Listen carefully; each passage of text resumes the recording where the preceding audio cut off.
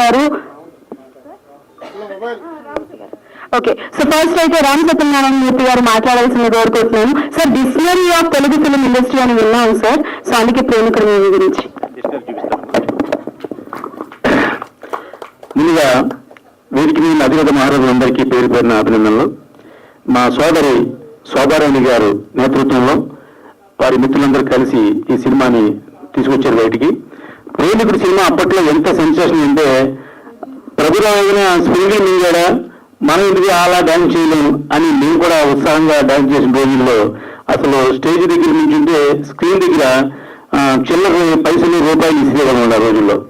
అటువంటి గొప్ప సినిమాని ఇవాళ మళ్ళీ చాలా కాలం గ్యాప్ తర్వాత శోభారాణి గారి నేతృత్వంలో ఈ సినిమా అతి త్వరలో ఆంధ్రప్రదేశ్ లో అన్ని కేంద్రాలను కొని రిలీజ్ అవుతుంది. ఒక మంచి సినిమాకి ప్రేక్షకులు ఎప్పుడు ప్రజాదరణ పొందుతున్న విషయం ఆ సినిమా చూపిస్తుంది.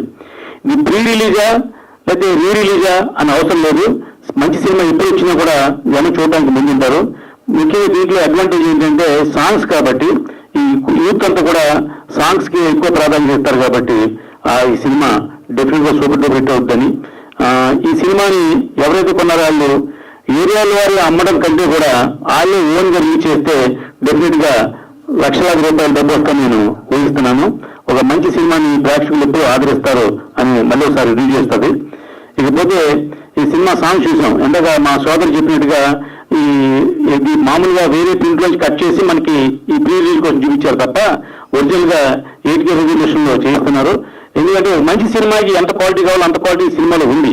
ఇప్పుడు నేను సాంగ్ చూస్తున్న కింద అనుకున్నాం అప్పుడు ఫ్రెష్నెస్ ఉంది, ఇప్పుడు కూడా అదే ఫ్రెష్నెస్ గా సినిమా కనబడుతుంది తప్ప ఇది ఓల్డ్ సినిమా అని మాత్రం ఎవరికి అనిపించదు.